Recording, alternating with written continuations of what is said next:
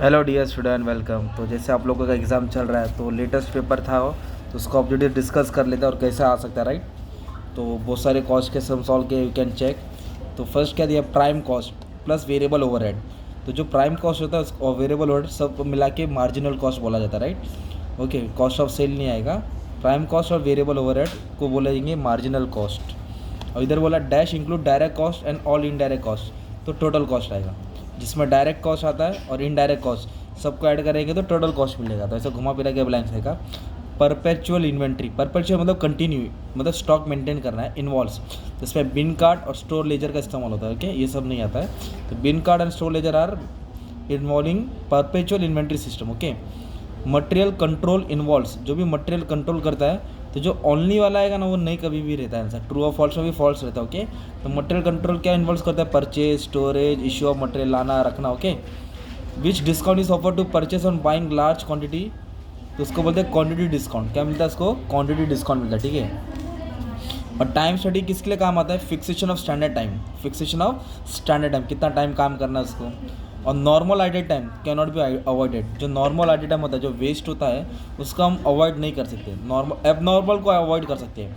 Abnormal idle time can be avoided but normal idle time can not be avoided. Okay, labour turnover मतलब job छोड़ के जाना। क्यों जाता है बंदा जॉब छोड़ के, जब उसको पगार कम मिलेगा, बराबर से डिस्चार्ज नहीं होता, डिससेटिस्फाई रहता है ना जॉब से, तब वो टर्नओवर होता है, लेबर जॉब छोड़ के आता है। ओके, इस तरह तुमको याद करना है। Expenditure over and above prime cost, जो प्राइम कॉस्ट के ऊपर खर्चा होता है उसको ओवरहेड बोलते हैं। तो ओवरहेड भी तीन टाइप का है, ऑफिस है, फैक्ट्री है, सेलिंग है। डायरेक्टर रेम्यूनरेशन मतलब जो डायरेक्टर का सैलरी होता है, पगार होता है, वो ऑफिस ओवरहेड में आता है, ठीक है। और एजेंट का आएगा तो एजेंट का है तो सेलिंग ओवरहेड में आ जाएगा, एजेंट का आएगा तो सेलिंग ओवरहेड में आ जाएगा, और फैक्ट्री का आएगा तो प्रोडक्शन ओवरहेड में आ जाएगा। ओके, ये याद करने का तुमको।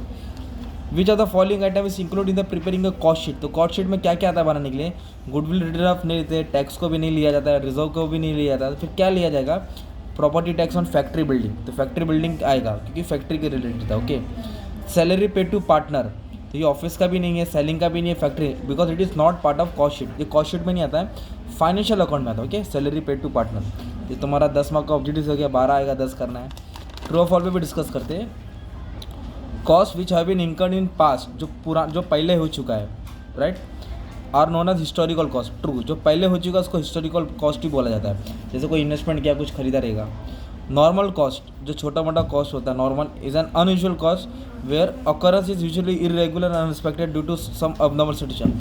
नॉर्मल इरेगुलर नहीं होता है, वो रेगुलर होता है, तो ये फॉल्स है। और नॉर्मल रेगुलर होता है, अबनॉर्मल इरेगुलर होता है। ओके, कॉस्ट यूनिट, जो कॉस्ट होता है इस form of measurement of volume of production of service. हाँ, तो कॉस्ट यूनिट का लिए काम आता है मेजरमेंट के लिए कि कितना प्रोडक्शन सर्विस काम हो रहा है कि नहीं हो रहा है, ये ट्रू था। तो बहुत बड़ा खतरनाक है, आपको ध्यान देना पड़ेगा।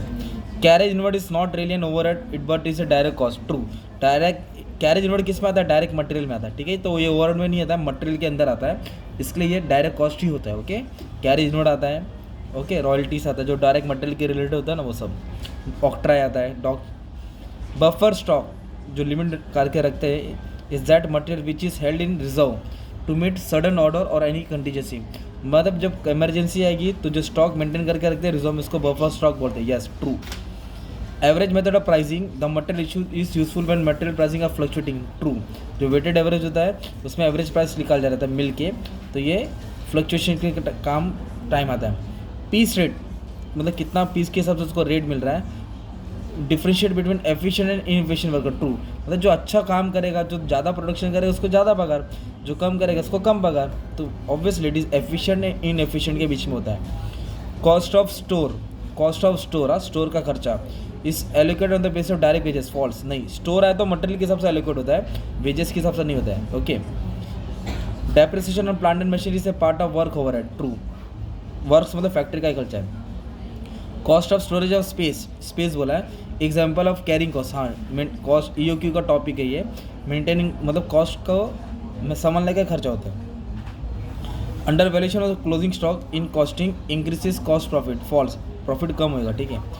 Primary packing charges is an example of selling and distribution overhead. Falls, primary नहीं, सेकेंडरी आएगा ना, सेकेंडरी फ्लिपकार्ट, जोमेटो, स्विगी, तो सेकेंडरी पैकिंग होता है, जो डबल पैकिंग होता है ना वो सेलिंग का खर्चा होता है, प्राइमरी फैक्ट्री का होता है। ओके, तो ये फॉल्स है तुम्हारा, ये तुम्हारा 20 मार्क का ऑब्जेक्टिव है, राइट। बाकी का जो भी ये सम दिख रहा है ना कॉस्ट शीट के साथ में फिर वो सब ऑलरेडी सॉल्व कर चुका तुम्हारे लिए पूरा A to Z, तो देख लेना प्लेलिस्ट में। ओके चलो, thank you, all the best. ये तुम लोग को नहीं लेना है, ठीक है, इसको मिटाना है KT को।